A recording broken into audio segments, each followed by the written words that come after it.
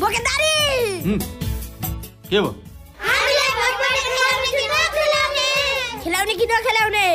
एक दिन्छु बाँधेको देखिनुहोस् दिउँ।